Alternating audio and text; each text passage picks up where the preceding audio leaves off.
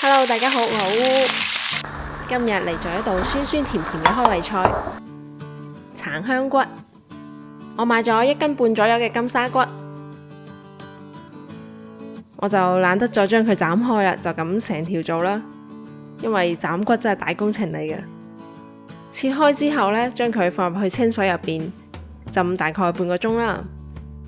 將啲血水浸佢出嚟，咁樣就可以減少啲豬氣味啦。浸嘅時間入邊呢，我哋嚟準備一下其他嘅配料啦。蒜頭大概3-4粒啦，將佢哋切成薄片。然之後再嚟幾隻小菜椒。我覺得小菜椒呢同嗰啲酸甜味嘅菜式呢都特別咁搭嘅，而且仲可以令到個出品多啲顏色，會靚啲。將佢哋切成粗啲嘅條啦，咁樣同啲排骨嘅 shape 亦都比較襯。最後就係呢個配角中嘅主角，我哋嘅橙啦。先嚟打橫切2片出嚟，留住最後可能裝盤會用到。然之後我哋而家要炸佢啲橙汁，當然係用你自己覺得最方便快捷嘅方法啦。咩攪拌機啊、榨汁機啊、徒手壓啊，悉隨尊便啦。壓出嚟大概1杯左右嘅橙汁，咁就差唔多 OK 啦。對呢個橙嘅壓榨仲未完噶。接落嚟我哋仲要磨佢，磨啲橙皮碎出嚟。呢度要注意下，千祈唔可以磨得太厚，要薄薄地磨，就係磨佢個外皮嗰度少少。唔好磨到白色嗰個部分，唔係嘅話，白色嗰部分做出嚟會有嗰啲苦澀味啊。磨完之後個橙皮呢係咁樣樣嘅，可以見到白色嗰部分呢仲未露出嚟噶。磨大概半個橙嘅橙皮，咁就差唔多夠啦。剩低嗰啲渣渣都千祈唔好浪費啊！作為一個愛錫老公嘅妻子，呢啲富含維他命 C 同埋纖維素嘅健康食品，就梗係要留翻俾老公食啦。配料準備好啦，咁而家啲骨應該都浸得差唔多啦。將啲血水倒咗佢，再沖洗下。然之後返嚟就將啲水分都吸乾。吸乾水分之後，再去醃製呢，佢先會更加容易入味。而家我哋加入屏幕上顯示嘅呢啲調料，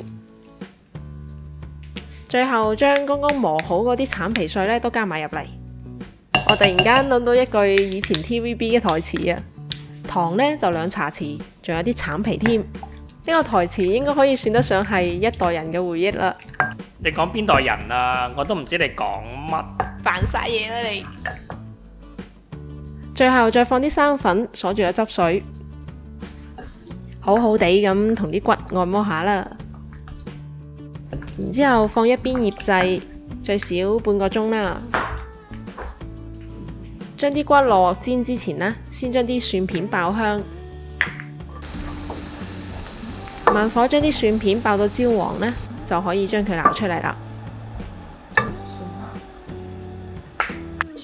咁跟住呢，就用呢啲蒜香油嚟煎我哋嘅金沙骨啦。保持個中細火去煎。假如個火力太大嘅話呢，可能外邊都燶晒啦，但係入邊呢仲係生勾勾嘅。煎到一面上晒色之後呢，就可以翻過嚟繼續煎另外一面啦。我怕太多啲油花彈出嚟啊，所以我中意呢冚住個蓋，咁樣可以擋下啲油，又可以快啲熟。另外一面都煎好之後呢，就可以反過嚟再煎一煎呢一面。3面都煎好啦，咁就會煎成燈燈，係咪好靚呢？好啦，先夾佢哋出嚟啦。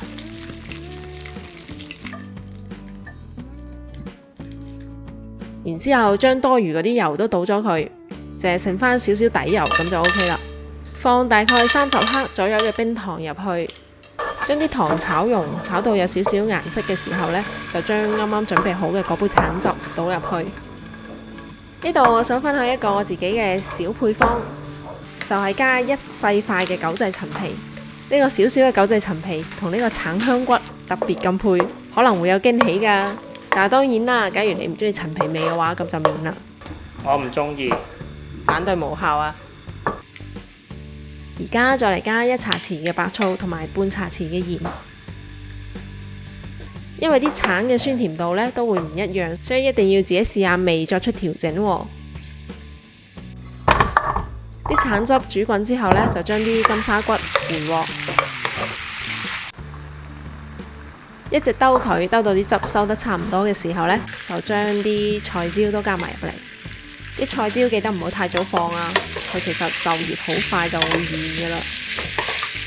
再兜佢幾下，啲汁就完全收乾啦。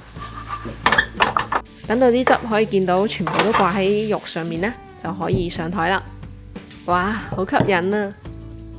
唔知你係咪同我一樣呢？一諗到佢嗰個酸甜嗰種味道呢，口水就會忍唔住啦。原味。食呢種骨當然就要配我哋嘅五爪金龍啦。嚟整塊先啦。呢期就到呢度啦，多謝大家嘅收睇，點個讚再走啦。我哋下期再見，拜拜。